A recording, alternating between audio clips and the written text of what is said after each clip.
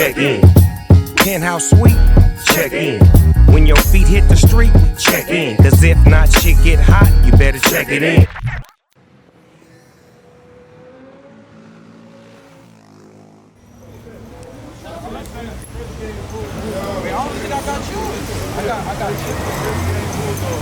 Yeah, yes, sir. You got Big U, Worldstar, checking in. How about this?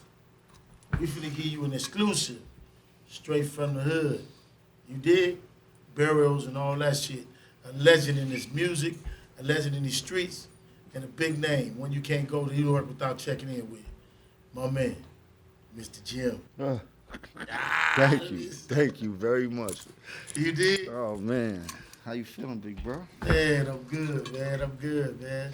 You know, I just came out here to check in with you, man, and like get the history, man, to feel the vibes, you know? Oh man, the vibe is love here. Like I was telling you, we don't call it checking in on, we don't call it a pass here, we call it love.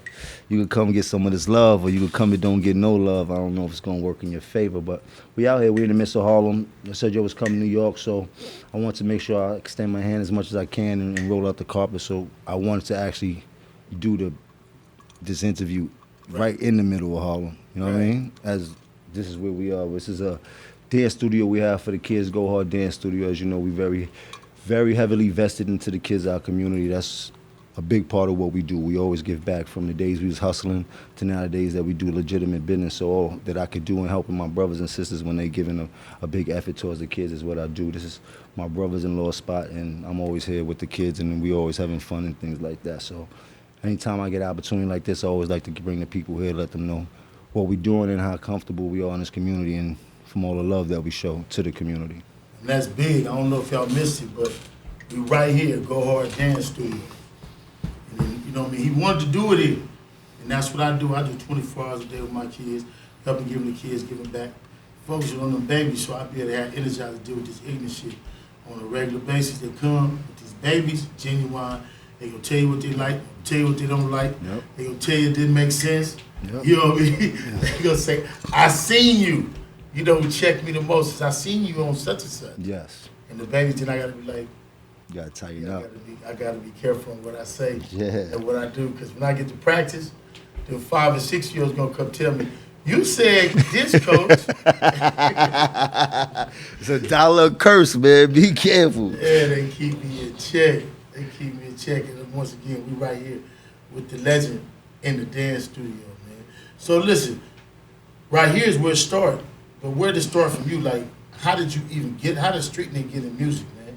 For me? Yeah. For me, it started, I would say like 93 when I first heard Cam and his cousin Bloodshed rapping.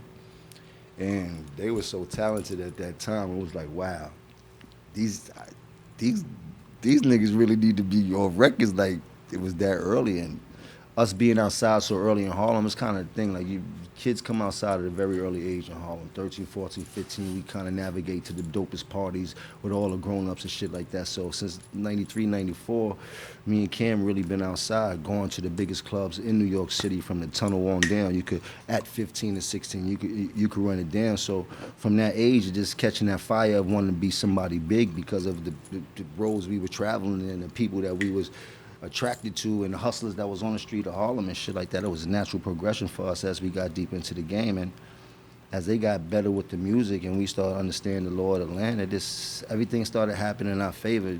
Mace was all in the picture and shit like that. And 94, we all graduated. Me, Mace, Cam, Bloodshed. They went to school, college. None of them was successful at college. They all got kicked out of school and ended up coming back to Harlem, and they all end up staying at my grandmother's house. My grandmother had just passed in 95, and now they come back, and none of them wanted to let nobody know they got kicked out of school, so naturally they staying at my house until they got it together. And then Mace was the first one to get the deal out the bunch. Ended up going, I think, to Atlanta to one of these music conventions, ended up getting a deal with Puffy, come back going crazy. It was just crazy to see Mace really sign a record deal and come back and be a real rapper like one of the people I grew up with. Like, that shit was just kind of mind-blowing in the beginning. And, through all trials and tribulations, everything that people seen us go through with Cam and Mason, myself, and all that. Everybody did their job. Like Mason made sure he did his job. He doubled back and got Cam and deal with Big, and that was the biggest thing above anything, before anything. Like no matter what, become enemies for the rest of their life. He definitely did a favor that we wouldn't have got if it wasn't for him, and we wouldn't be here in this capacity that everybody knows for if it wasn't for him making that move. And in turn, Cam did the same thing. He doubled back and got me and Joel a deal. And it just was a. So let me set the stage, because I was gone. Mm-hmm. So all of this is brand new to me. Like the story you tell us. So let me tell you, I left in '91. I went to the pen in 1991. I went to the shoe in 2000. So in 2000, from 2000 to 2004, when I paroled, I don't know nothing. I don't see no hip hop, see no music, I don't see nothing. I'm gone for 4 years. 3 years and 9 months I'm living in a box. For 3 years and 9 months. So when I fall out, I'm like, it's Dipset, it's this, it's that. Because see, when I left, again, it's the West Coast, East Coast beef. Yeah. When I leave Tim Dog and them going crazy. I go to the hole. So I go from like, there's the streets, then there's the pen, then there's the shoe. Fuck Compton and all them records they had. I missed all that. That was crazy. That was early high school. We wasn't really outside at that time, but we was watching. That's when the West Coast whole vision started coming to life, and we started to understand about what the gangbanger culture was, and then kind of that whole East Coast, West Coast friction started going on early. So that brought y'all you kind of came in with Mason, with Puff. Yeah, we from the era. Because the beef was on, right? Well, that kind of was like the end of the beef, because remember, that was like so when May signed with Puff. What year he signed with Puff? He was there with Biggie for a little while, and then remember Big had got killed in '97. Was 97. Yeah, May signed. I remember that. They signed in '96, so he got Mason was with Biggie and them for a little while till that happened, and after that shit happened. That kind of, after Big had passed. I don't know all the personal shit, but it kind of in the media, that shit kind of all started to fizzle down and shit like that. So when did y'all get on? Because you say Mace came back, got y'all, so. We got on in '97, and Mace signed in '96, right before Big passed. Mm-hmm. Mace came and brought Cam to Big's house in Jersey. Cam ended up rapping for Big, and he came back to my house like, yo, I just rap for Big. He said he gonna give us a deal. Big ended up getting killed right after he said he gonna give Cam a deal. Now he's like, shit. The fuck, Big just got killed. How we gonna get the deal? I'll never forget it. Like that shit kind of had us fucked up for a minute, because it was like, damn. And then they was doing a We Love Big Papa video on Mount Morris Park, right down the street over here in Harlem. And when Cam had the liquor store, he brought the liquor store for his moms, and we used to work in the liquor store all the time. After the liquor store closed, my mom said, let's go by the video. Everybody talking about niggas over there at the video. We went over there by the video. And we walking towards the video, end up seeing and all the Source magazines. I used to read all the Source magazines since a kid when the shit first came out. So I knew who everybody was. I end up seeing I'm like, yo, Cam, that's That's the nigga Diaz. That is the nigga that's Big partner and shit like that. Like, let's go see if Big told you about him. He end up running down on like, yo, this Cam and such and such. Was like, yeah, Big told me about you, Duke. He said he want to sign you. Come to the office on Monday. We're gonna give you that deal. Or I never found out I never knew what Cam signed his first deal for, but I think it was a good amount of change in '97 for young kids who were still pretty much teenagers and shit like that. Ended up getting the big Benz, fresh out, start going crazy out here in Harlem and shit like that. And I remember that vividly and shit like that. That's pretty much. Then that one kicked it off. Mm-hmm. Then that got you on. Yeah, Cam got me on. I did everything when it came to Cam in the beginning. It didn't matter what it was, from hype man to security to chef to whatever I needed to do to make sure that he was all right and was comfortable in his position, because I knew that he was going to be the one to get us all out of there. And I understood that we had to make sure he was all right so we could be all right. No, that's how we all work, man. That's how I was. I did everything for Nip. When I first left, when I left Suge and went to go find me an artist, and I chose Nip, well, I did everything. Whatever was done to be done, that's why people thought I was the manager, because he signed in my production company, but I wasn't the manager. We didn't have no money to be no manager. There wasn't a reason to be no manager.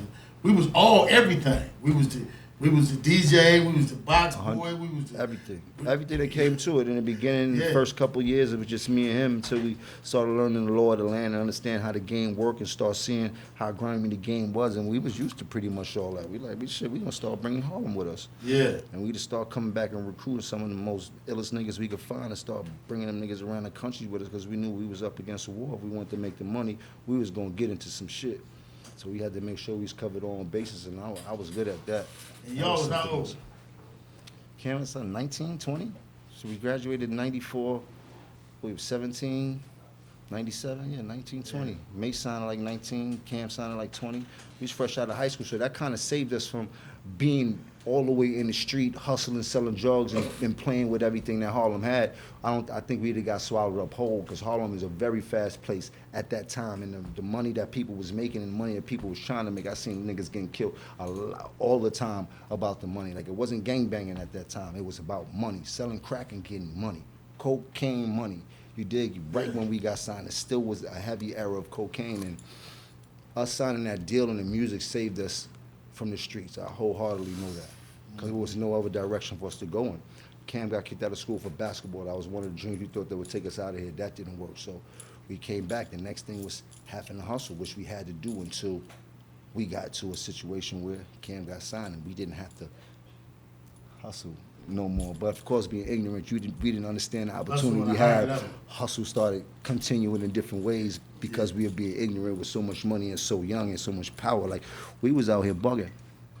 Then, I mean, I know the hustle, because when you get to hustle, you get to move to Cali, you get to move to different places. Everything become easier. Yeah, I was from Cam. Doors open up. Yeah, Camden had houses everywhere. That's one thing I can't say. Cam was very, very, very keen about the hustle and shit like that, taking us around the country and staying in certain places, like and making it home, from Chicago to Ohio to Miami to even LA. Like, he was just like a master of that, and I didn't understand that until the years started going on and the music started coming in, and all these places that we was at start treating us like one of them every time we go up there. Like, it just very, very, a lot of lessons I learned from Cam, from how we moved in the beginning and shit like that, because we had to make up our own rules. There wasn't nobody that taught us anything. We didn't have no OGs. We didn't respect no OGs, which was a bad part on us, because we had this whole thing, and we don't give a fuck about what them old niggas got to say. And that was very bad, because we needed somebody to school us to a lot of shit that we didn't know about. We bumped our head all the time.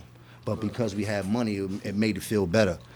But it didn't make it any better. You know what I mean? So, when I'm looking at the youngest now and shit like that, I encourage all of them to grab somebody that's a little bit older than you who is successful. That's one thing about it, too. It's kind of hard to call you my OG and you not successful and you not lit and you not popping. I really don't want to hear about the lessons you got to say, because we don't give a fuck about yesterday, because yesterday ain't paying today's bills. You dig? Yeah. But now we learn to figure out this, see, because that happens a lot too, like in the hood structure, in the gang structure, because you can have one of the homies, he can go get a bag, he can do one lick. Now he's sitting on 200-300, but then he feel like he ain't got to listen to you, and you didn't walk these streets. So you already seen it, like, nigga. Honestly, from my position being a young nigga, I watch niggas get a bag, leave the hood. As soon as it go bad for them, they trying to come back to the hood. And they not welcome there. Guess where your spot in the hood is? Way back there. And niggas don't understand that. So it come with, like you said, that come with life experiences, man. You know what I'm saying? I mean, the object is to leave the hood. When you get some money, no doubt about it. And I encourage everybody to try to leave your circumstances that you grew up with, because 9 times out of 10, I don't think that they were great circumstances, no matter how much of a good time you had. It's a place to elevate and things like that. But because you move out the hood does not mean that you don't leave that avenue of a two-way street to go back and forth, to let people see how much of a success story you are, to give them inspiration and shit like that. You know what I mean? There's a certain thing when you're making some money and you trying to shine on people. You don't shine on nobody. I'm trying to shine with you. You know what I mean? At this point in my life. So a lot of the things that I was doing when I was younger, in my 20s and 30s, I've learned a lot of cold lessons to where everything has changed for me. You know what I mean? So. And then you look back on Dipset. Dipset. What it mean? What the name? Where it come from? Where you get that first deal from? Dipset deal. Def Jam signed us.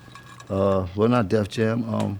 Rockefeller signed us. I remember being in Kevin Lyle's office, and before we going in, Cam telling me and Joel, you niggas better rap like you at the biggest concert of your life when we go inside this office. I'm looking at this nigga like, what?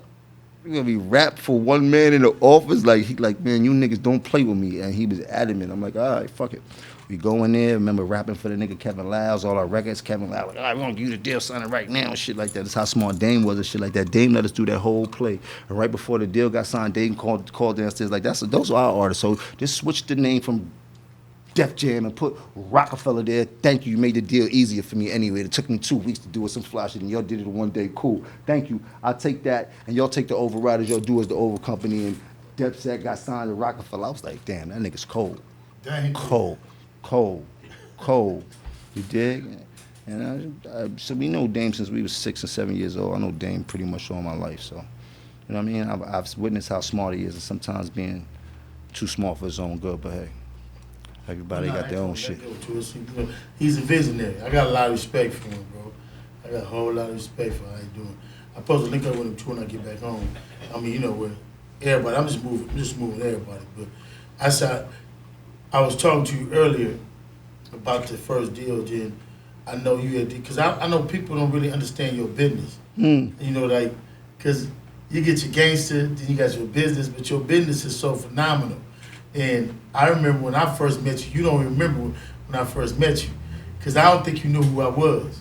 I was in Alec Grumblatt's office, and you came in there, you and your people, and I was in there, and the whole building shut down.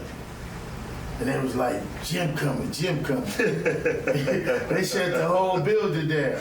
And I was in New York on some other shit, and I stopped by Allen's office, and they was like, Jim was here. Motherfuckers started going to desks and people started moving around and niggas was, I'm like, and I was by myself. And I was with one of my own boys. And they was like, I don't even know what made you come speak to me, but you just looked at me, you was like. I was aware of who you was once I heard your name and shit like that. Just from you being so versatile. Right. I didn't even know you was gonna do who the fuck I was. I was like. Certain names ring bells in the West Coast, like when you go out there, like my man Magic, like when we first got out there, when you was going, it was like, nigga, watch out for Magic, but Magic ended up being my nigga, like you dig? But Magic had a bow tie on you and creep right in you, like niggas know that Magic, like what? So it's like names in LA that you know ring bells. So when you came home, it's like, big, he got me, shit, what? I'm like, all right, I respect it, shit. So when I see you in Allen office and shit like that, real respect, real and shit like that. And I respect the rapport that we had ever since then. There's never been no confusion between us. You dig? Because, I mean, you know, at the end of the beginning of the day, it's a lot of bullshit, you know what I'm saying? And when I came home in 2004, I had a choice to make. Either I go strengthen the Crip Corps against the Bloods, or I go strengthen black men to be with black men. And I chose, because I'm a Muslim, to come home and conduct myself as such, as a Muslim. Somebody to bring peace to peace where there's chaos. And that's what I want to do. I want to be instrumental in bringing everybody together. And I'm always asked that question about affiliations and Bloods and Crips in other states. And I often myself say, if I get off a plane, I would love to see cousins in every state, everywhere I go. I don't know how nobody else would feel, but I don't know how y'all was received and what you went through because of the success in music. There's always a bit of jealousy, and then claiming or being affiliated. I know how I received my homeboys, but I know they ain't always so with you. So how was y'all received as far as Bloods and being coming around? I mean, from going Bloods, around not really. From in the beginning. So this shit started out here in '93. I wasn't banging in '93, maybe like '97. I started chilling light, God bless his soul and shit like that. So in the beginning, we got a lot of backlash. And then when we start doing the music and putting the lights, camera, action on it and everybody get to see it, we started hearing a lot of, them niggas is fake Bloods coming from the West Coast. And us being over here going what we going through, really banging and people dying and things like that, it was something that didn't really sit right with a lot of us. And me being in a position of success and influence at that time and just starting out, I wanted to make sure that West knew that we was very authentic in what we doing as far as this blood shit. And took a chance. Knew a few people out there in LA, and I said, I'm gonna shoot my video Certified Gangsters in Compton. You dig? And I'm not saying it like I'm Superman or Superblood. I'm talking about I was willing to take that risk of what it had to take to build that bridge between the West Coast and the East Coast, because we both was up against the same things, Yeah, black on black crime. It was about building a bridge. Yes, and we both going through the same shit. We killing each other. You dig? And didn't need any more miscommunication between both sides that caused more calamity and shit like that. So being out there, I went through a lot of shit. Shouts to my man Snacks, who took the risk with me and went out there. I remember jumping out, landing 2 vests, 2 hammers, 1 driver who was actually Crip.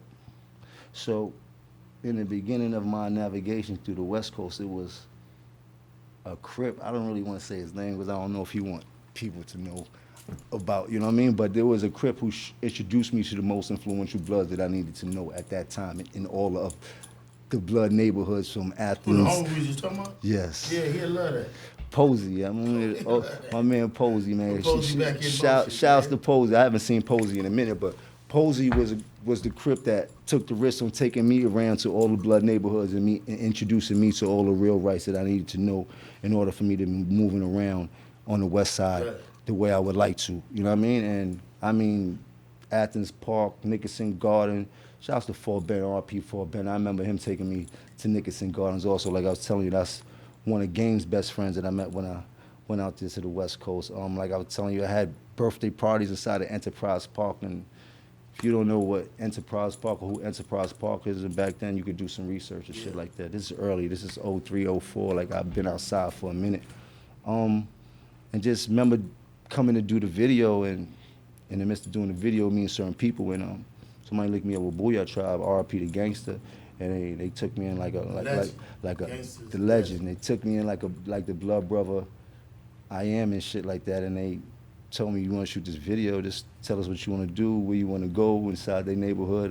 They was knocking on houses like, Jim, want to shoot the video, or said, want to do the liquor store scene, like Menace to Society. He said, we going around the corner, they going to let you shoot whatever. I had no problem, and then went to go to Compton and shoot the video. I'm telling Game, come outside. Game, like, you sure you know what you're doing? I'm like, bro, I got it. Like, I got to the bottom of it. I got some real ones with me. They moving me through. He like, you sure? I'm like, man, I'm sure. I came out here from the East. You come outside and get the Game. End up coming outside later on, and we end up, I forgot what park it was. We did the try to start to do the Certified Gangster video. When before we get out there, I kept needing different things, and everybody kept telling me I got to speak to Wacko. Like, I need the Lolos. They like, yo, you got to speak to Wacko. I need this. They like, you got to speak to Wacko. They like, I don't know, you got to speak to Wacko. I'm like, what the fuck, who's Wacko? So, like, I was telling you, I was like, fuck it, where's Wacko? They introduced me to Wacko. Wacko mad strong with it from here, like the movies. Hey, what's up, homie? What you need, homie? This my hood, homie. I'm like, ooh, okay, we got the right one. All right, I started building Wacko and shit like that. He's so aggressive and strong through the whole shit. I'm like, damn. In my mind, I'm from the East. I'm like, this shit like Boys in the Hood in real life. My man Snags back there, he clutching the whole time. He don't know what's going on. We outnumbered 2 of us. Like, then we start doing the video, then Wacko gets locked up. The whole hood like, oh shit, police just locked Wacko up. I'm like, oh man, I can see the fucking. So he went to jail. He went to jail for doing the video. The police like, Wacko, we don't give a fuck who out here. You know better than trying to do no videos out here, no blood neighborhood. Lock Wacko right up the whole hood, just like niggas was like, I'm like, what's going on? They're like, man, they locked Wacko up. Who the fuck? But where we from, like I was telling you, nigga get locked up, we got to bail him out. You dig? So. Yeah. I'm like, yo, where he got locked up at? Like, somebody find out what the bill and let's bail him out. They like 5,000. I bail him out. They're like, oh shit. Wacko came out. He was like, man, bro, I respect the whole. You got to line with me forever. Niggas don't do shit like that, blood. That was respectable. And since then, 04, whenever I did the video out there, me and Wacko been locked in the whole time. Wacko. Yeah, Wacko. Let's brain. Wacko. Get the name. It's Wacko. You got it. Let me stop. We're gonna take a break on Wacko. Check it in. Yo, talk to Yeah, I got you, man. You out here walking them through the hood. Hey, he told me how you pulled up on him. I said that's how that nigga walk too. That's just how you walk. Hella aggressive on the homie, you heard? Hey man, shit, we supposed to be a little aggressive. Niggas think we got soft. He told me, I'm talking about the first time you met him.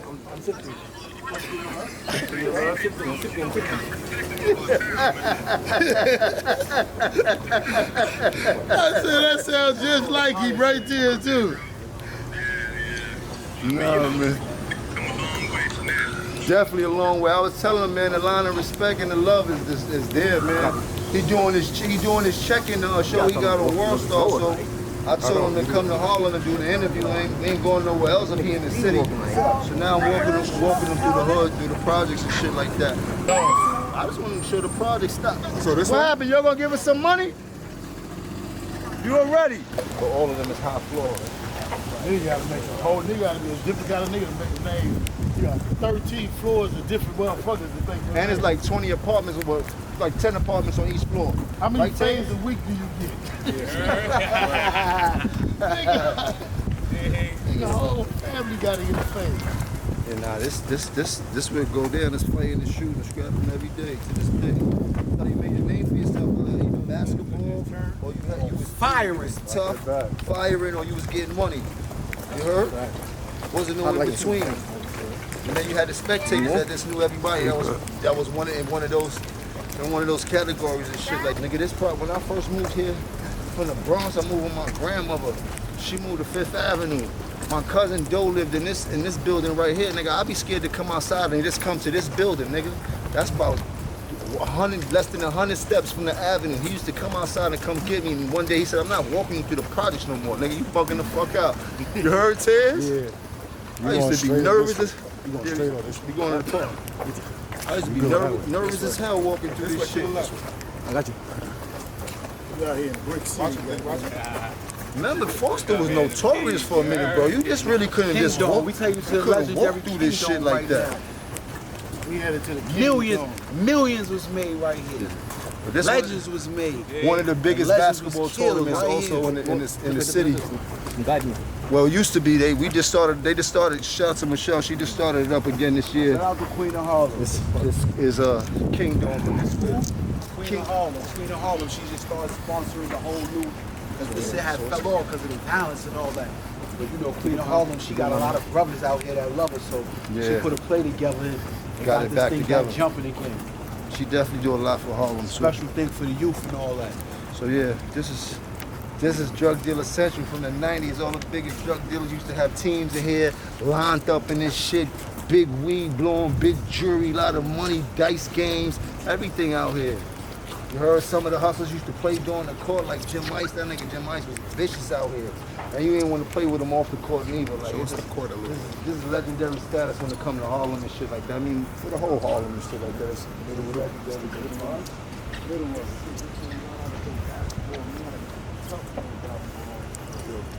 Let's go look at the name.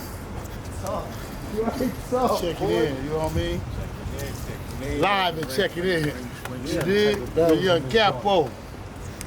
Yeah, man. We have been in this hood all day long. This have you seen His apologies better be loud. the let me know video that Cam did years ago. It was done right here when you see all the bloods lined up. That was right here. We had the Ferrari parked in the middle of this basketball court and shit like that. And then if you can't see it, but straight through there was my building. So all this shit like the next one. But yeah, this is the playground. These buildings got a lot of good memories and a lot of bad memories. A lot of vicious times and a lot of great times, man. Come to the studio and do the in-house with you and make it look good, or really come outside and show you what it is. 'Cause I don't think everybody can do this. You You just can't walk in the neighborhood at night. I wasn't gonna say it. I be trying to be a little more humble nowadays, but niggas really don't be outside when they from and shit like that. Sound good on the records and shit like that. Mean nothing. But when it come down to get on the pavement. It's like paper mache. Everybody say they run their hood, but we walk through our hood. We don't run our hood. You heard? We walk through, baby. We run the city though. Machines. It's your boy Jones. $200,000 joints, $220 on the day. Yeah, the jury is there. We don't slack on this. We ain't slipping and slacking on the jury. Not because we come outside, we have you on the neck. We let everybody see the inspiration. This is what the kids can be. You heard? Because I came up off the same streets they came up, the middle. I love it like that. Straight like that. I ain't gonna change. That's right. Check it in. We just rode all around the hood. Homie brought me to the hood to check the shit out. See who good in the hood. You know what I'm saying? Where you can come to your own neighborhood, go back to your own block, come to your own stores, what they call the bodegas, and bring 30 niggas with you from everywhere. I mean, shit. You know, so It's all about the love, man. and he say love. You know what I'm saying? Right here on Worldstar. We just left earlier, and we was at the Go Hard Dance Studio. Go Hard Dance Studio. So now that was uptown. Now we downtown. Anything. So Harlem, 125th Street is like the borderline between uptown and downtown, and Fifth Avenue is the border between the west and the east. So we was on uptown west side earlier. Now we on the downtown west side right now. we left off with the relationship from LA to the East Coast, to the West Coast, to the South, because this culture then grew all over the world. And I feel like personally, I like the fact that the culture is growing, but now the education and the intelligence need to be attached to the culture to make it become something else. Because I studied history. I was a person who studied how nations was built, organizations was built, and just like the B's and the C's, all of these different political organizations came from something. All of them. And we had our own problems, just like years ago, when I was younger, before they took the guns from the Army and the Navy dudes who came stateside, they used to be beefing with each other. Niggas in the Army used to be shooting each other. Niggas in the Navy used to be fighting the same ignorance we experienced. But now we see, for the first time in history, men who have took hip-hop and who are really giving it back. Philanthropists who are great leaders, showing examples, and we can do the same thing. All we gotta do is grow. But like bro was saying, he had mentioned how him and Wacko had met, and how Wacko had really helped his cause. Yeah, Wacko was dope, man. Even now to this day, like I was saying, like even from the day that I met him doing the video and shit like that, the line has been extra clear between me and him, and the love has been reciprocated 1,000 times over from our endeavors that we had to. Every time I touch that on that side, I make sure that I tap in with him as my brother, and then touch on this side. But besides that, he's a smart dude, and all the things he was doing for the blood and getting everybody together. Because we all started projecting with violence and wickedness and shit like that, but as you get older, you do learn a little bit different. So to see a lot of the people that I came with this day, man, turning it over, trying to teach the youth instead of turning them into monsters and shit like that, trying to teach them that there's other ways to go about certain things and shit like that. It's definitely a dope feeling. So shout out to Wacko. Yeah. If you know him, you know what's up. You heard? Yeah. My man moving in a whole other direction, bro. Like me, I'm always big on property and on owning shit. Like that's when I first came home in 2004. I shut down our neighborhood. Basically, I shut down. I didn't want no cameras coming in there filming. If you came in the Crenshaw district and you wasn't one of us, if you weren't like my homeboys, or you want some that was a prophet, and I wanted to teach my homeboys how to own their own businesses. If they come shoot a video in here, you need to be the EP, the producer, director. You need to be something where you can get a check. Or fuck that. They got a nigga holding the camera. You need to hold the camera. My first guy with Nip, Robin Hood, and all them, they didn't understand that. Then I'm a nigga coming home from prison, and they didn't understand. I was really trying to teach them really on how to do the business. You know what I mean? And I felt like what a lot of homies was doing, they wasn't really giving niggas the game. As far as you concerned, like, where you at is like your business. Not the music part, but just like as far as teaching your sons and how you...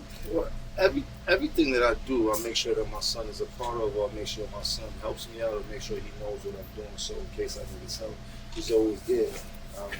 He's a little bit smarter than me than I was at his age, so it's great to always get his help, but I definitely couldn't keep him fully abreast of what's going on, because it's going to be time that I'm going to do all this work and hopefully want to leave it in his hands so he can continue with the torch. That's what he would like to do. But as far as my business, man, I've been about my business before I've been about my rap. And that's one of the things that kept me afloat through all the hard times and the ups and downs and shit like that, is to be able to have a sound business mind and be able to do business and set without having to do any music and be able to set my lifestyle. And that's helped me out a whole lot. But in the present, I've been into a whole lot of things from music. I just acquired 50% ownership of the gym. So we have a Fairfield gym powered by Iron Ring Fitness. I'm into crypto. I got my own coin. I'm selling NFTs. I got a crypto ATM business, so people looking to make some ancillary money, some good ancillary money. I can teach you about that. The weather report on Revo is about to come back up. I'm missing a bunch of other things. Quarantine Studios. That's a major part. Quarantine Studios, I figured out how to record virtually in real time with the least amount of latency that's known to mankind. It's pretty groundbreaking. Shout out to Amazon, AWS, who's helping build out the actual technology that's going to fuel this whole quarantine studio. So I'm pretty excited about that. Every direction I'm going in pretty much has been a blessing knowing where I came from. So it's quarantine studio. You gonna be signing people? Well, we have distribution. I have my own distribution also through Empire. Shout out to Gazi. So Quarantine Studios is multifaceted. We have the technology part where you can do anything on that screen that you could do in the studio. You can do without leaving the comforts of your own home. And then we have the part where we render services from artists you may want to get in touch with to get music or something from, to anything you desire inside the music industry, from entertainment lawyers to publicists to help with your publishing to marketing, like the list goes on. So it's a one-stop shop for anybody who wants to be involved with music or aspires to be involved with music. Just want to have fun and learn more about it. It's nothing but a learning experience, as every department has somebody who can give you a little lesson in what it is. I'm gonna take you back. You said Gazi. Yes.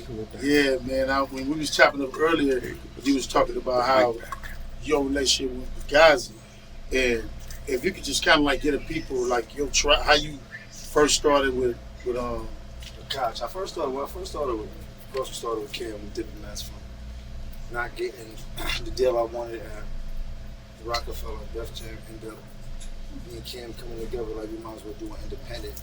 People that not care about the Def Jam more than they care about the Diplomat logo. They gonna go by the music wherever the Diplomat logos are. So we ended up doing a dope deal with Koch. We ended up making a lot of money with Koch. I ended up doing well in that Koch. In that time, I was able to do another deal with Sony. I had a dope little bidding war between like Interscope with a bunch of labels. Took a big ass check from Sony. That didn't go the way we wanted. That's a whole nother story. A lot of politics. Shit, man. What happened? They gave you the bag and you...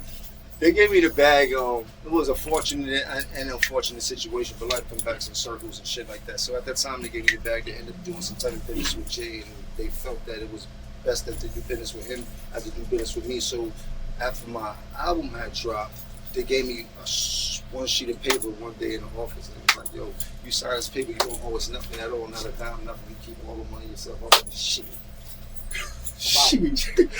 I'm out, but shit, it's more to it. Can't tell everything. But I did. I get it. I'm kind of like, I don't know if y'all get it, but it said Jay.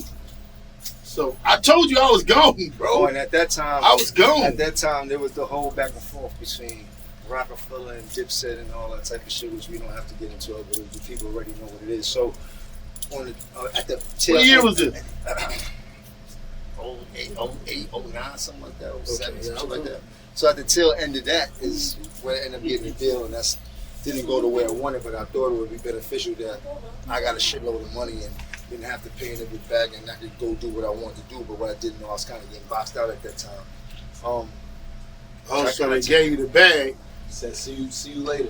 All the way later. They try to vicariously bury me through just politics and shit like that. No one to blame but me and shit like that. But I'm a survivor. I know how to do what I know how to do. End up taking short hiatus. Well, not a hiatus with myself. I know I took hiatus because I wasn't doing music at the capacity I knew I could do because I was a little discouraged. had a dope studio downtown where we housed the whole hood, and I've seen plenty of artists come out and help plenty of artists get record deals in the midst of the time that I took my hiatus and shit like that. Came to a time with some urgency, knew I had one more deal like Koch, went to Koch. It didn't work the way I wanted to. Allen I was a little bit too aggressive for him at that time. He told me, I know a guy who's has a distribution. It's probably the way you like to do music. It's fast, it's no ins and outs to it. It's money up front, you get in the music, you get your money, and that's that. You get your money in the back end.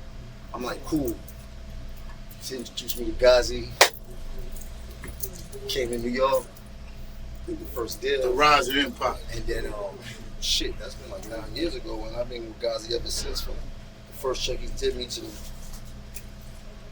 shout out to Ghazi, man. He's one of the absolute coldest executives that I've met in my career since I've been here since 1997, 1998. And he pays on time.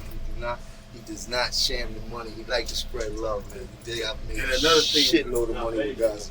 Another thing about Ghazi was different with Ghazi. Ghazi at that time was the master of the internet. He was the master of the internet. He's also the master of the bridge between the major labels and what the youngsters would do. So what the youngsters were doing for a moment was they knew how to monetize the money by themselves without needing the label. That's when the streams first came in. They kind of had the labels in the uproar. What Ghazi was smart enough to do was figure out how to help the youngsters monetize their money, keep it in an account, and get them paid every month on the month if you can make more than $300, which was genius because every independent artist needed that extra help on top of what they were doing. Maybe get a check from iTunes here and there and shit like that. But he was figuring out how to put that shit all in one from everything. What the labels didn't know was what kind of what Ghazi was doing when it came to getting streams and helping kids monetize. And Ghazi was the key to success in that region. Now his whole template is that's what the music industry is about. Pretty much what he's created and shit. Empire's up there right now. Like as I seen, he could sign any artist as any major label could sign him. As I seen him help people get bags of multiple millions and shit like that. He's helping these youngsters cash out, and he has some of the biggest records in these past 4 years. He signed that girl, man. He signed with that girl out of Europe, Iggy Azalea.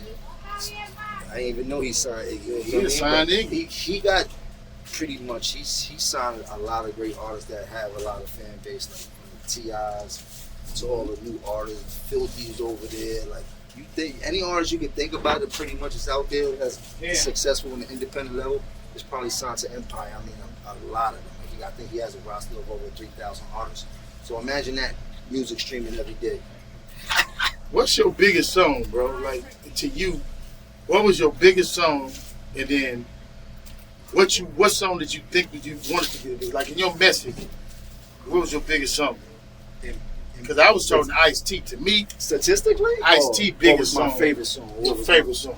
My favorite song? Song that meant the most to me? Yeah. There was probably a song called How G Is This, which probably nobody would have known, but it was a freestyle I kind of did in the beginning of my solo career in the projects and Wagner and shit like that. And I did that freestyle, and that kind of gave me an indication out here in the streets that niggas was fucking hard. That's when it was heavy on the gangbang. That's when the niggas was heavy in the streets selling drugs. And you remember? Like the How G Is This? I'm from the other side with brothers, guys. I can't. Cause I gotta hear like a little bit of it. But I did the Jay-Z beat over. But this freestyle is on like YouTube and all that shit. It's called How G Is This. But I never forget the action of it because I can remember I had the leather army coat on. I just was so wild and so loose in the street at that time. My cousin Doe Stacks, he was on house arrest because he got caught with like 5-6 guns when we was on a Dipset tour, and he ended up making the news. So he was in Wagner. I would go over there every day, make sure he was alright, and you just start doing the music and start doing my. That was one of the coldest freestyles that kind of led me into. It's a trip, right? How the West influenced y'all as far as gang culture, but we was influenced by a New York movie on the West. And that was Warriors. Oh, Warriors. See that movie influenced us. It was so gang oriented. Yeah. That's why. Bro, we felt like everybody felt like they was the Warriors trying to get back to Coney Island. You gotta get back home. West Coast culture turned this all the way out. You see, my first real single was like Certified Gangster. Like I meant that shit. Like I was When I told you I went to the West Coast, I was excited, scared, everything, nigga. I was like, I'm going out there, like, nigga, we really mean shit, like, nigga. All the West Coast movies, niggas didn't watch. Every West Coast movie you could imagine, niggas didn't watch them. And I tell people all the time that we got the hip hop from the East, but we was able to give it the look. We gave it that look. Born because when we came with Colors, Colors came, Boys in the Hood, and all them. We started being able to give our culture. That turned us up. When we start seeing how the West Coast move, like that shit was like, oh nah, they going crazy out there. Boys in the Hood, not Boys in the Hood. Menace to Society. Menace to Society. Menace to Society changed niggas' lives out here. OG Bobby Johnson. Which one was that? Deuce. Deuce. That was the name. That was the South Central. South Central. There was another one too. There's so many that we just love to watch and shit like that. But it all kind of encompasses the same behavior and shit like that. Niggas just going wild, running with the niggas they love and shit like that. Before we was gang niggas with the block, like you from this side, from this block, and this nigga, and niggas got a problem with niggas on 18. Oh, nah, niggas got a problem with niggas in 12. And it's still like that, but it ended up starting turning into. That's like now in New York, even with the like, you know, of course you got the Bloods, you got the Crips, you got GDs, you got a few other gangs, but in between all of that, you got these little block gangs, little 3-letter gangs, some shit like AMG and whatever. You know, they might be 5 Crips, 6 Bloods, 2 Black kids, 70 crazy together. They all together though. Right. Crazy. That's just where they from. They all grew up on the same block. These blocks are tight. The difference between him is your grandfather then when it came to the blood. So the whole neighborhood is Crip. That's what it is. Here it wasn't that to the 90s. So everybody grew up with each other before they started saying, oh, I'm blood, oh, I'm Crip. So now you got a whole block, 4 niggas Crip over here, 30 niggas blood over there, because it was predominantly blood over here. You had Crip niggas out here that was devilish as a motherfucker that was running around here like Rambo and shit like that, getting chased by like it just was. Shit is this. It was the same shit out here. It's this, but all in all, black on black crime, and we was all killing each other for no reason, for no apparent reason, and shit like that. So to be here, to be able to talk to you, I was telling you earlier, it's all about evolution. You ain't evolving, you dying. This is what I'm saying. So if we can't be grown men and still thinking the same, if you thinking the same, that means you got stuck in the past. Arrested developments. At some point, you got stuck at like 29. I like 40. I like to say that, like, you can't do what you was doing in your 20s, in your 30s, and do what you do in your 30s. In your 40s, you got to evolve in some way, and if you're not doing that, then you know the ignorance in you is never going to stop. You might as well call it quit. We know where you're going to be at. I think we in the stage, right? Because I studied so many. I used to study dynasties, how people build from the ground up. We as black people, we don't look back enough to see how far we have come. Mm-hmm. Like we working on our next show on Hip Hop Uncovered. It's gonna be hip hop and the evolution of sports, and we're gonna be talking about how hip hop was ostracized and blamed for so much, but now they have taken it. Yeah, even like when Iverson first came in the brain. Yeah, when Baller came out, see how it went crazy in the NFL. They kind of accepted a little bit. To the NFL, the Giants held me down. We submitted that shit to the NBA. Them niggas hit us back, but we don't do no hip hop, nothing. Like nothing. Like don't use a dub. We ain't playing like no games, no nothing. You dig? And then a few years later, now it's them younger players start coming in. That's all about the coach. They had to switch it up, and not to mention we are the leading money maker in this world. In the world, they got to come get some. I have Ball on the biggest basketball record, sports record period. Them niggas dub me like no. We don't do no hip hop here. See, the thing is, it don't matter who started it, who monetized it. They monetize, okay, and that's so what we at. So we got. They own it, bro. Like it's amazing to me. I look at all the affluent black people in the world, whether they're in entertainment or whatever. No one ever thought to say, yo, you know what? Let's control the culture at some, because we don't control the culture. Well, you know what I think. What it is they were so busy not understanding the culture that enough of us didn't come in. But now we see like It's- Yo Gotti, you got Yo Gotti, the Jay-Z's, the but Jims and all that who really buying other shit. How late in the game is that, and how few of the many is that to get those opportunities? It's no different than when It is, like- Harlem was booming on every block, and every block was getting so money. They didn't realize that they were selling these buildings for $1, and they was going to give you the loan to fix the whole building up. As we stood on these corners and made thousands and millions even time, we didn't care, and we hustling out the building, but we were so occupied on making the money, which they put in front of us all the time. We wasn't worried about the business and what really makes the money right in front of our eyes. It's the same shit that we go through now. But that's a lack of education, though. What that was is our uncles fresh out of Reconstruction, fresh out of not being able to go to school. You know what I mean? And then lack of education. I'm the second generation of. My mother was the only one out of 13 brothers and sisters who ever went to school, and she went to college. So when they left Mississippi and went to California, she was the only one that even had an education past elementary. Right. So they didn't know how to tell us to go buy these properties. Just like my uncle told me, bro, I was one of the dumbest motherfuckers on planet Earth. Nigga, we was getting money in LA. Nigga, I'm sitting with $1 million in my uncle's house, and I got cash all over. My uncle told me, buy this house over here, buy this house over there. They only want $15,000. I could have bought a whole block up. We had enough money in there to buy the whole block. I didn't understand that though. I couldn't catch what he was saying. And there's gonna be so many motherfuckers in LA who was in the culture who gonna say that. We should have owned our own neighborhood. That's the same But thing. we didn't know. She said the same thing. The same shit in Harlem. $1 out, a $1 brownstone. Literally All $1. these is millions of dollars for them. Yeah, man, and then now, right, y'all got the green coming to New York. You know what I'm saying? Like they whooped us on that in LA. We ain't the ones running that. Man, you got the Asians came in, Asians, the Persians, all came in and took over. Bro, they got all of And the the Armenians, they got hella. all the licenses, money. They got all of it right now. We didn't get the shit because they made us all criminals. You know what I'm saying? Right. They made us criminals first coming out the door. First thing they do is give us a case.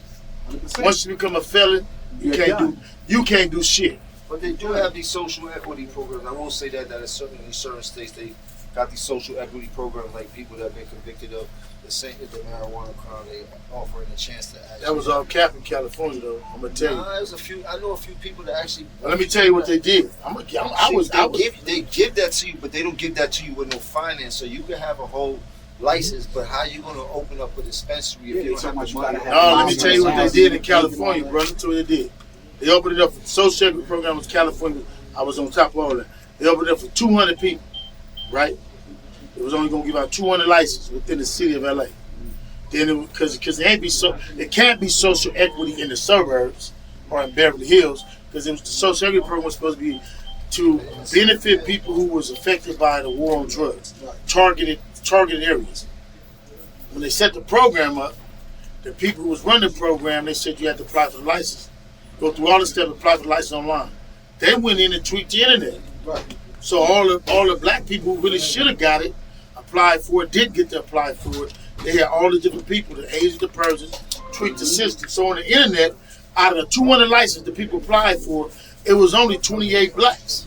Yeah. So the ones that you know that got it is still fighting for it. So now what's going on, so because it was a lawsuit filed, they trying to fix it, and they added another 100. You know, my wife, and I did my wife in the motherfucker. Because of me and her, she only like 400 and something on the list. Right. You know what I'm saying? Because they went in and tweaked the shit. So again, how did they get us? They beat us through the internet.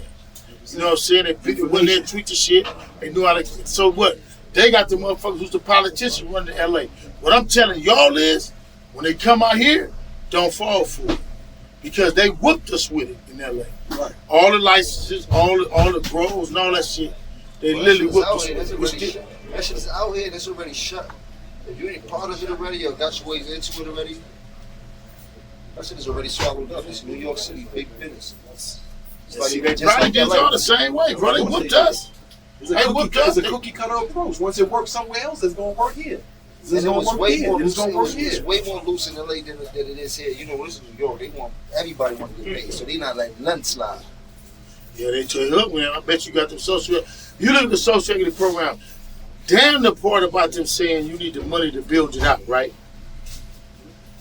Brothers didn't even get that opportunity. You got maybe, like I said, after the first 28, they came in, they felt so bad they had to add more. Right. So they still trying to figure it out. So they said if you got approved, like we got approved, they approve you to do delivery. You know what I'm saying? So you can do delivery, but you can't get a building. That's where the money play comes in. You gotta have the money to build it to this spec, get this loan, do this and all this other bullshit. You feel me? But then who they hitting? They hitting us again because they know you ain't got no $1 million, $2 million under the mattress, nowhere to do what you need to do. You know what I'm saying? So $500,000 in the bank, another $500,000. all that. And what they do, they want you to show the cash. Show how you got the money, where it came from. You just can't pop up with an account with $500,000 in it. You can't do that. Where did this money generate from? We want to see How many years? How did it accrue? What you doing in the movie, in the film industry? Christmas movie with Nick Cannon was out there. You said a Christmas movie? With Nick Cannon in Atlanta. It's about Harlem. The funny thing is about Harlem. It's about the Vance actually. Dope little comedy. He had all the comedians you could think of in it. I was in Atlanta for like a week shooting. So I got a major role in the Christmas movies. It's pretty much about my lifestyle in a funny way and shit like that attached to it. So it's dope. You got a movie with Nick Cannon? Yes, sir. But you stay with the red team, don't you? Nigga ain't got no movie with Big U. He ain't got no movie with the blue team. Let's go. He got a movie with the red Sign team. me up. Sign me up. See how deep we get in LA? He like, oh, that's the red team. Hey man, listen. You know what I mean? Nick ain't even got a. What's up, nephew? He just did I got to meet his pops and all that too and shit like that. Yeah. Well, you know, his pops used to be was on the blue side. See, I didn't know that. Yeah, when the hood they was in San Diego, they was originally Crips. Then in Nick era, they turned Bloods. Yeah. History. Yeah. Nick can tell you. History. Nick can tell you. Nick is a brilliant though, man. Nah, he's definitely a genius. I had talked to Joe earlier about the verses. Okay, so now, did you fall off the stage, bro? Nah, I was throwing some weed to the people I had, and this ring right here flew off. And I just started walking towards the ring, and I walked off the stage. Luckily, I landed on my feet. All the niggas I was with seen something happen. They see me jump off the stage and walk off the stage, and then luckily I got to see the person who grabbed it and shit like that. Luckily, it was somebody actually doing shit like that. Got my ring back and jumped back on stage. I never watched the verses. No, I did. That's a lie. I watched the Isley Brother verses. I didn't watch my second verses was y'all verses. I watched, and I watched Fat Joe's again because I kind of be waiting to see what they turn out like if it was good or not, if it was legendary. Because like I said, I was brand new coming home, so I really was just like not really into the music. Mm-hmm. You know what I'm saying? Then it was telling me y'all shit was niggas falling off stage, niggas was kicking each other, niggas was that was having fun. That shit was very, very aggressive in the most dysfunctional way with love. Like it was dope. Shout out to Locks and shit like that. I had a ball. We went through the motions back and forth and shit like that. Jada came prepared. They came prepared. I had fun. I got paid very well for it. It's a dope platform, man. Shout out to Swiss and Timberland. It's crazy how they're able to bring artists from the yesterday and put them back in the game instantaneously after these versus competitions and shit like that. As you see, Jada Kiss out here moving different. As you see, even Ja Rule out here moving different. Like it helps out with who he was. The fucking platform is dope. I know they got a bunch more shit they about to put in store for people. Shout out to Swiss and the Big South, man. Versus was dope, man. That definitely was a dope versus. You know what I mean? If I get the chance to do my own versus in New York, I would love to probably do that in the future. Who are you gonna do the verses with? I mean, at that point, it wouldn't matter. In the city, it wouldn't matter. I got enough records like everybody else got enough records. There's only 20 records. I've been doing this for a long time. Between my records and the features I've done, and I got a bunch of records that the city would know and I can have fun with.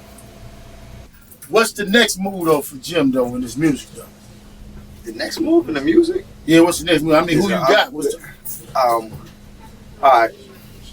For one, I just did a deal at Empire where I have my own distribution platform through Empire, my own shit. I don't need them to put records out.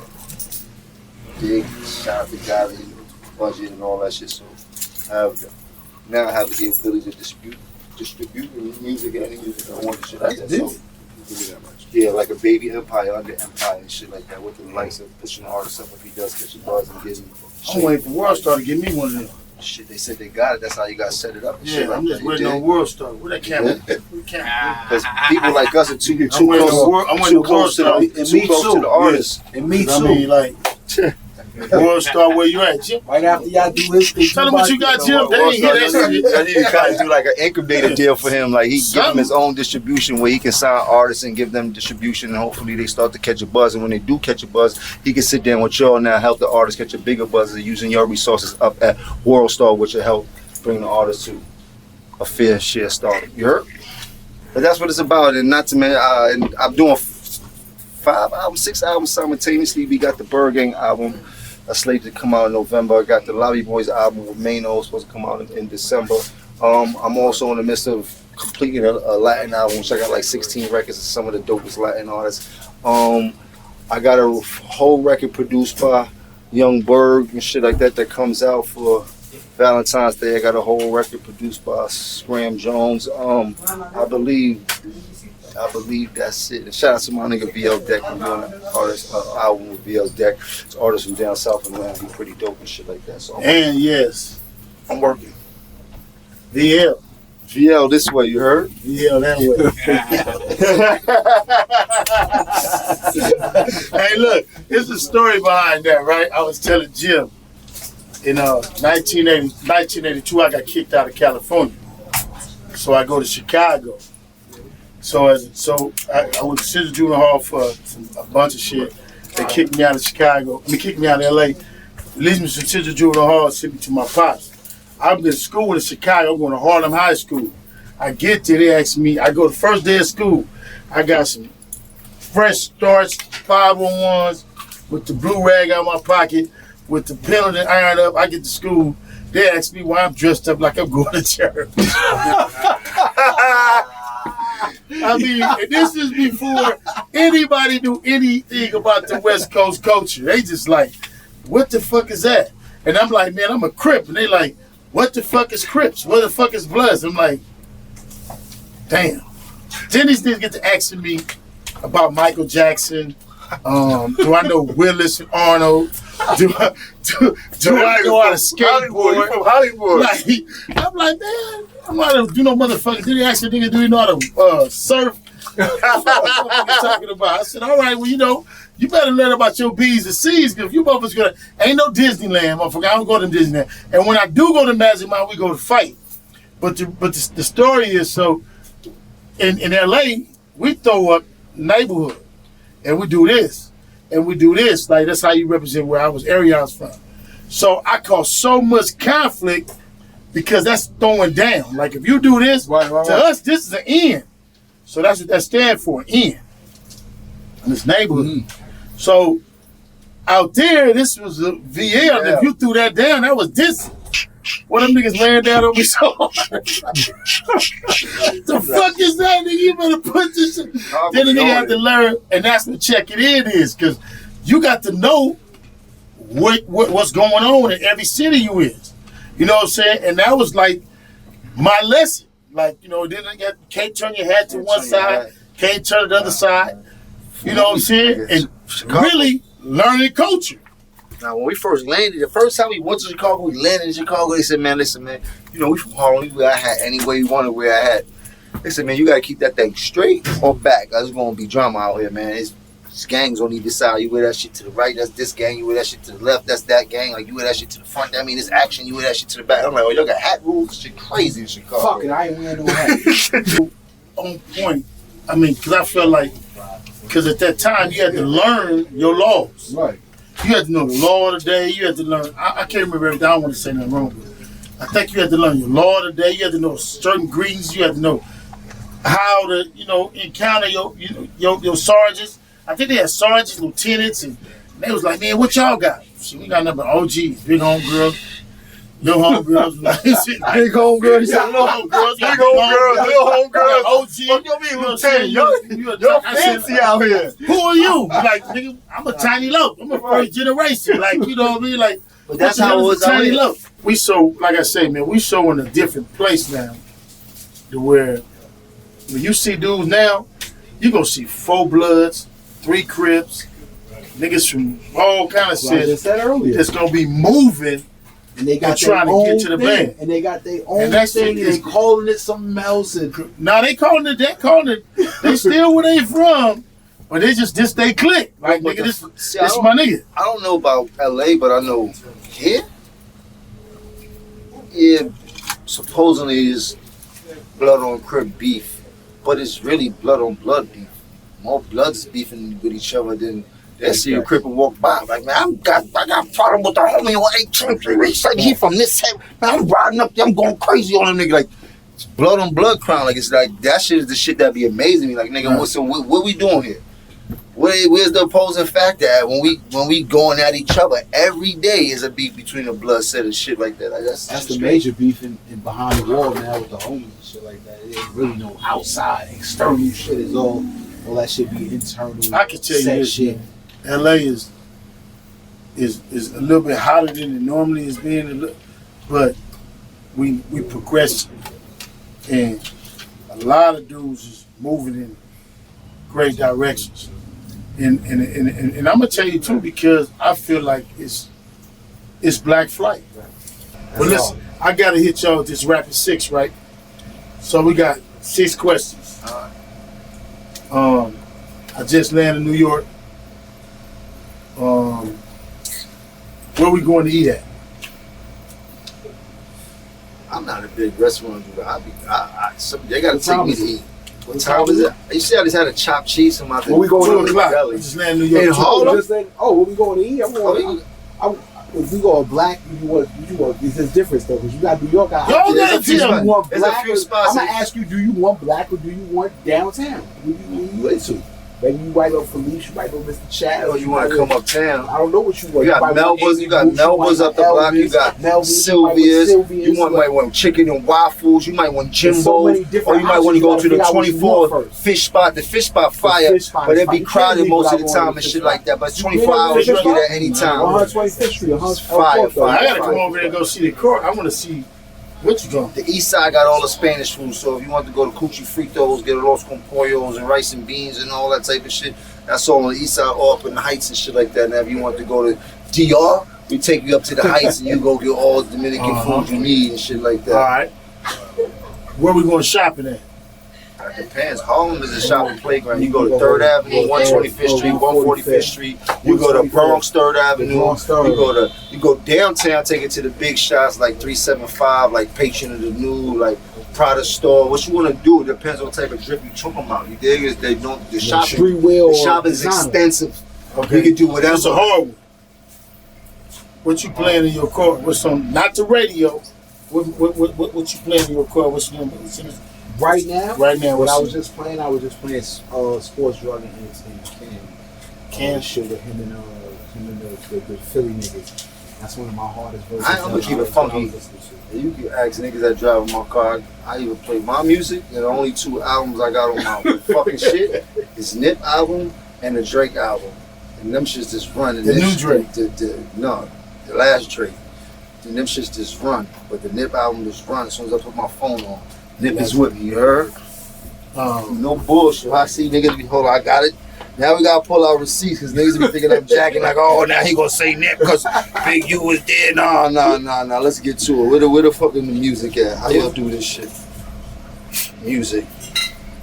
What's your sports? What's your sports team? Football. Football, gotta go with the Giants. What that say? Yep, nigga, victory lap. You gotta go with the Giants. Giants. I don't like the Jets. I Giants, like of the course. I'm all Giants in New York. All New York teams. I'm for anything New York. It don't matter. Brooklyn Nets, New York I'm Knicks, biased. the Islanders, the Rangers. You the- pick all like, LA teams. No, Who's your teams? I'm the Vikings. I did see you with the Vikings. I see you with Snoop. My saying- I fuck with all my LA secondary teams, basketball team is the Warriors, but they ain't been that good. I'm the Lakers all day, man. It's the Lakers, man. I've never been to Knicks though. I'm always Knicks, but always my been secondary, I never When they was doing bad, I had to go with Curry. Curry was Never fucking done shit up. that. It's always been bad. They get injured players. It's always bad. Knicks had a bad few decades. We're in New York. How the fuck we ain't got a winning basketball team? Shit's Got the spirit. unbelievable. We got the best sports Biggest town budget. in the world. It's a big budget. Y'all got the biggest budget. What the fuck is going on? How we don't win? Cause y'all don't got the Lakers. Okay, last one. We gotta handle some business. Who you leaving me with? Who I'm leaving? You gotta go. You gotta go do something. You said Big U, my man, gonna hold you down. Shooter. All right, that's one. You got one more. 2 people? Yeah, Shooter and who else? In my line? Yeah, Young Handsome. there it is. Shooter and Young Hanson. Y'all got Big U. I'm y'all got responsibility. you. That mean I'm pulling up to the Carter tomorrow. You know what I'm Go saying? to the Carter. You show you the Carter. The Carter. You know them names in Harlem? They pretty reputable. They stand up guys. Legend has it one day my cousin Doe got locked up and I was pissed off and I was riding uptown and they say I fell off, dozed off at the wheel and I crashed into a truck. And they said that, this is all legend though, they said that the truck rolled up and they said that I got out the car, looked around, bust a move for it. They said end up in the train station with nowhere to go, I jump on the train tracks. 2 precincts was after me, supposedly. They stop all the trains in the track, supposedly crawl in the train. Somehow I see somebody I know, I get his hat and his coat and his newspaper, and I sit there like the movies and all the cops walk by, supposedly. So the train goes ding dong, and I end up at the last stop. Supposedly my dude that gave me the job was like, stupid, wake up, man. We at the last stop, and I get up and I collapse because of all the shock from the car accident. I couldn't even walk for like a week, supposedly. You dig? But that's how they talk about you. So they make up all these elaborate stories. That's one, hey, look here. That's one grandosis. You owe another one. I owe another one? You owe another one, man. There's a lot of stories I would like to tell y'all, but sometimes where I'm at in my life, a lot of these stories don't sit right for me, but I know y'all That's would why love they it. grandosis. I know y'all That's would why love they it. grandosis. I lived a hell of a lifestyle. I've been outside since 1993, busting and jugging, you heard? Do not forget that, man. You did what you niggas know now is not who y'all know. Boy, I've been out here since you've been in Pampers. Maybe before that, nigga, your mama probably like you dig. I've been banging and slanging and doing everything alive to stay alive, you dig? Stop playing with me out here in these streets. Stop trying to put that slander and propaganda on my name. I'm as Y'all real as they come, apologies you ain't heard? as loud as y'all slander. I'm somebody that John Gotti Sr. will be proud of. I promise you, you heard? Don't worry about how I do it. Just worry about I'm going to keep doing it. Keep giving you niggas hell.